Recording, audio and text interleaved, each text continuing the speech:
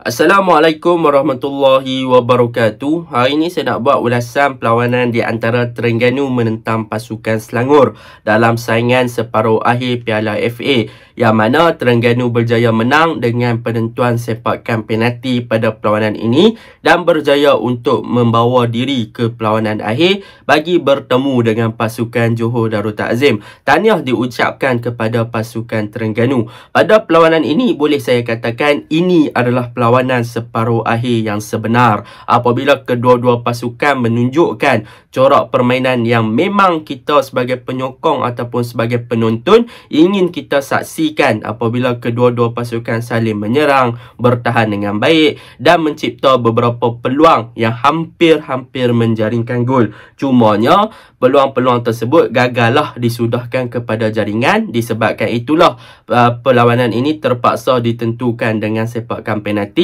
apabila kedua-dua pasukan terikat satu sama pada masa tambahan.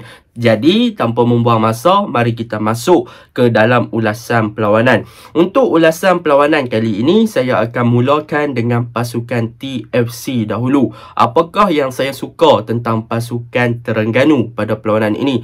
Yang pertama yang saya suka tentang pasukan Terengganu adalah mengenai mereka punya defense department, yang mana untuk pertahanan ataupun back four pasukan Terengganu pada perlawanan ini, mereka berjaya untuk menjalankan tugas bertahan dengan baik walaupun tewas satu gol, tetapi mereka menunjukkan satu corak bertahan yang baik sepanjang 120 minit, yang mana kita boleh tengok gandingan Papa Dekite dan juga Syarul Nizam di bahagian centre back telah berjaya untuk merantai pergerakan Kenyon dan juga pemain serangan yang lain daripada bergerak bebas untuk masuk ataupun penetrate ke dalam D-box pasukan Terengganu. Kita boleh lihat sebenarnya pasukan Selangor bermain dengan corak long ball ataupun counter attack. Jadi apabila pasukan Selangor cuba untuk supply bola dengan hantaran-hantaran jauh ataupun long ball kepada bahagian hadapan, duo centre back pasukan Terengganu, Syarul Nizam dan juga Papa Dekite akan cuba untuk challenge bagi first ball ataupun intercept antara hantaran tersebut daripada sampai kepada kaki pemain Selangor iaitu Kenyon di bahagian hadapan. Dan dalam masa yang sama mereka juga berjaya untuk melakukan tight marking kepada Kenyon untuk tidak berada dalam keadaan yang bebas untuk menerima umpanan daripada bahagian tengah ataupun bahagian pertahanan pasukan Selangor. Jadi duo ataupun pemain pertahanan tengah pasukan Terengganu, Syarul Nizam dan juga Papa Dekite, mereka menunjukkan satu keserasian dan juga komunikasi yang baik dalam menghalang pergerakan pemain serangan Selangor pada perlawanan semalam. Ditambah pula dengan kecekapan daripada goalkeeper pasukan Terengganu iaitu Rahadi Azli, yang mana pada perlawanan ini kita boleh lihat beliau beraksi dengan baik dan beliau juga pada perlawanan ini menunjukkan kematangan dan juga improvement yang bagus sebagai seorang goalkeeper, yang mana kita tahu pada perlawanan sebelum ini menentang Negeri Sembilan beliau buat mistake dengan menangkap bola lepas tu terlepas. Tetapi untuk perlawanan ini nampaknya apabila pemain-pemain Selangor cuba bermain dengan long ball ataupun hantaran-hantaran lintang ke dalam kotak penalti, apabila Rahadi keluar untuk menangkap bola, beliau pastikan yang beliau mendapatkan bola, sama ada beliau menumbuk bola ataupun beliau menangkap bola. Jadi benda tu kita boleh nampak lah yang Rahadi improve dan dia tak buat simple mistake seperti mana perlawanan menentang Negeri Sembilan tempoh hari yang lalu. Dan dalam masa yang sama Rahadi juga menunjukkan kecemerlangan dalam penentuan sepakan penalti apabila menafikan dua sepakan penalti pemain pasukan Selangor untuk membawa Terengganu layak ke saingan akhir final Piala FA pada tahun ini untuk bertemu dengan JDT. Itu tentang dua centre back dan juga goalkeeper. Kita masuk kepada right centre back dan juga left centre back iaitu Alif Zakaria dan juga Azam Azmi. Untuk perlawanan ni Azam Azmi kita boleh tengok beliau tidaklah ofensif macam selalu yang sering melakukan overlapping dan sebagainya, tetapi dari segi kerja beliau untuk membantu bahagian pertahanan, kita boleh tengok beliau berjaya untuk bertindak dengan sangat cemerlang. Boleh saya katakan untuk perlawanan ni Azam lebih more to defending dan lebih untuk cover dan memberi bantuan kepada Papa Dekite dan juga Syarul Nizam di bahagian tengah. Sebab apa? Sebab pada perlawanan ni kita boleh tengok apabila Papa Dekite dapat bola, kadang-kadang Terengganu build up dengan push Papua DKT kepada bahagian middle space, kepada bahagian middle space, kepada bahagian tengah lah. Jadi apabila Papua DKT naik ataupun Syarul Nizam yang cuba untuk naik, maka Azam Azmi lah yang akan cover tempat centre back tersebut. Dan disebabkan itulah Azam Azmi pada perlawanan ni, beliau tidaklah seofensif ataupun tidak terlalu ke hadapan untuk memberi supporting play kepada Faisal Halim dengan buat overlapping or underlap. Jadi Azam Azmi pun bertindak dengan sangat cemerlang pada perlawanan ni,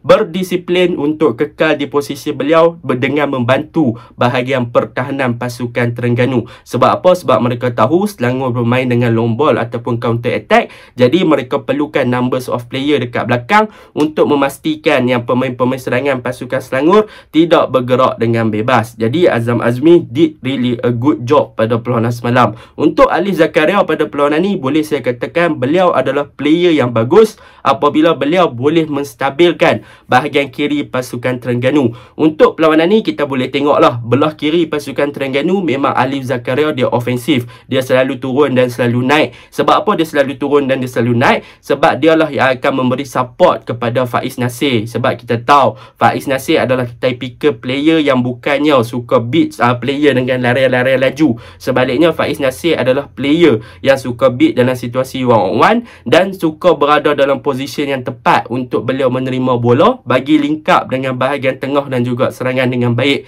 Jadi Alif Zakaria selalu naik ke atas untuk memberi supporting play kepada Faiz Nasir, untuk membuat hantaran-hantaran kepada Faiz Nasir sekiranya Faiz Nasir membuat larian ataupun inside running untuk berada dalam kedudukan yang tepat menerima bola ketika Terengganu build up di bahagian kiri. Dan dalam pada masa yang sama, Alif Zakaria pun tak lupa kepada kerja beliau untuk bertahan. Apabila Alif Zakaria berjaya menjalankan tugas dengan sangat baik dalam mengekang pergerakan pemain-pemain Selangor di bahagian kiri.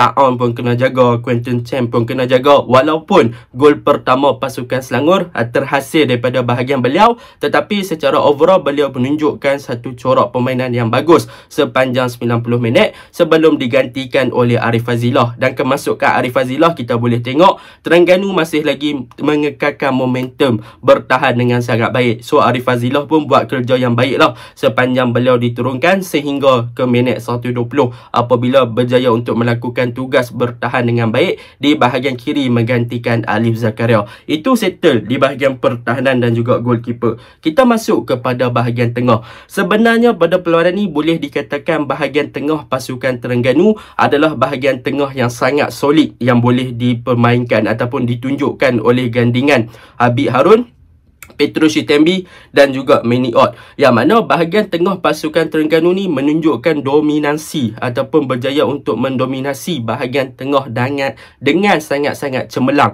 Apabila kita boleh tengok Habib Harun yang sangat-sangat rajin pada perlawanan ni berjaya untuk berada di sekitar padang, bukan sahaja daripada segi defense tetapi beliau juga banyak membantu bahagian tengah pasukan Terengganu dari segi build up play, yang mana beliau banyak melakukan interception penting di bahagian tengah ketika Selangor cuba untuk supply bola ke bahagian hadapan. Jadi daripada interception tersebut ataupun daripada build up yang dilakukan, Habib Harun akan bawa bola ke hadapan untuk link up dengan untuk link up dengan Petrus ataupun Manny Ott yang sentiasa bermain di hadapan beliau. Bermaksud mereka berdua ni, Manny Ott dan juga Petrus, akan bermain lebih ofensif dan bermain lebih berada di hadapan Habib Harun, yang mana Habib Harun akan lebih memfokuskan untuk membantu bahagian pertahanan dengan membuat interception di kawasan tengah dan mengganggu bahagian tengah pasukan Selangor. Dan disebabkan trio midfield pasukan Terengganu ni, boleh dikatakan bahagian tengah Selangor semalam tak hidup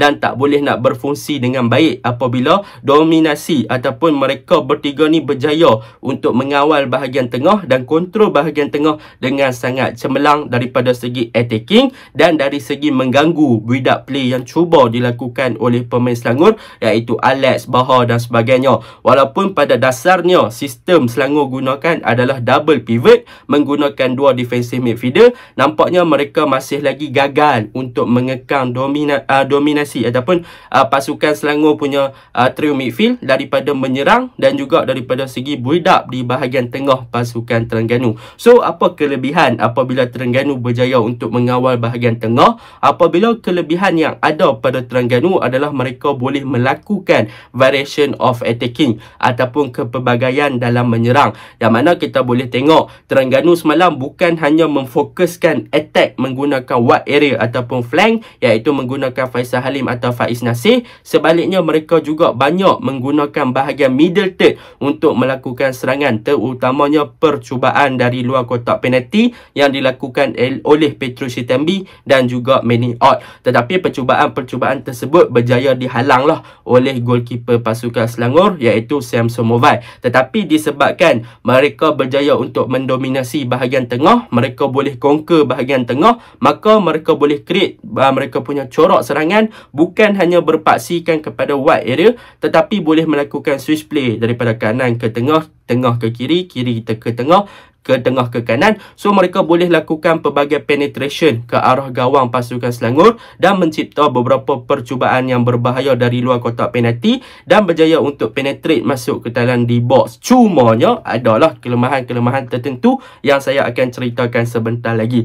Jadi memang tengah pasukan Terengganu tu dominate. Itu yang saya suka yang kedua. Yang ketiga, apabila kita bercakap tentang pasukan Terengganu, mestilah kita tahu yang mereka mempunyai winger yang sangat-sangat bagus ketika menyerang, iaitu Faisal Halim, Faiz Nasir, Syafiq Ismail dan juga Nik Sharif, yang mana keempat-empat player ni adalah mempunyai corak permainan yang berbeza pada perlawanan ni. Tetapi saya nak mention tentang Faiz Nasir dahulu, yang mana pada perlawanan ni Faiz Nasir menunjukkan corak permainan yang cemerlang di bahagian kiri. Boleh saya katakan beliau bukannya typical winger yang suka untuk membuat larian-larian laju bila dapat bola untuk penetrate pertahanan lawan, tetapi untuk Faiz Nasir, dia adalah typical player yang mana bila dapat bola, beliau akan cuba sedaya upaya untuk mencari ruang bagi melakukan link up dengan baik antara bahagian tengah ataupun untuk hantar bola ke dalam kotak penalti dengan lebih cepat. Dan ketika beliau tidak pegang bola, beliau akan membuat larian dan mencari kedudukan yang sesuai ataupun ruang yang sesuai untuk beliau menerima bola. So benda itulah yang menyebabkan bahagian kiri Terengganu semalam nampak hidup dan mereka boleh buka game dengan sangat bagus di bahagian kiri,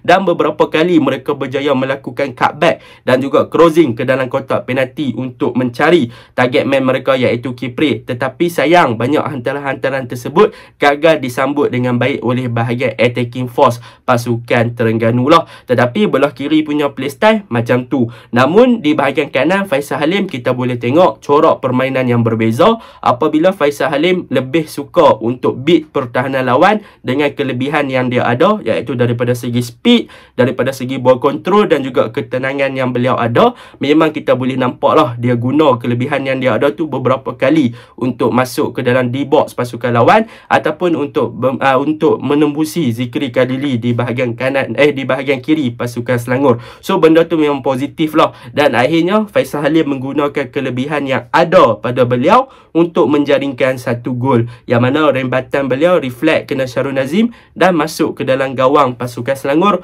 untuk menyamakan kedudukan satu sama sehinggalah masa tambahan habis. Jadi itu yang boleh saya katakan tentang pasukan Terengganu, dan kemasukan Nik Sharif dan juga Syafiq Ismail telah mengubah corak permainan sedikit apabila Kipre dikeluarkan dan Faisal Halim diletakkan sebagai striker. Syafiq Ismail bermain dengan baik, Nik Sharif pun bermain dengan baik. Cumanya yang menjadi kelemahan Terengganu selepas Kipre dikeluarkan adalah mereka bermain tanpa proper striker ataupun bermain tanpa pure striker ataupun bermain tanpa striker yang tulen. Jadi apabila tanpa striker yang tulen ni, pemain-pemain sayap pun dia tak boleh nak baca dan adapt dengan baik, maka banyak peluang ataupun gerakan yang terhidang yang dilakukan oleh pasukan Terengganu gagal dimanfaatkan dengan baik, dan mereka punya pembacaan game mudah dibaca oleh pertahanan Selangor selepas itu. Sebab apa? Sebab mereka tak ada bola ataupun tak ada orang yang mereka nak supply kepada bahagian hadapan. Jadi benda yang perlu mereka perbaiki untuk final nanti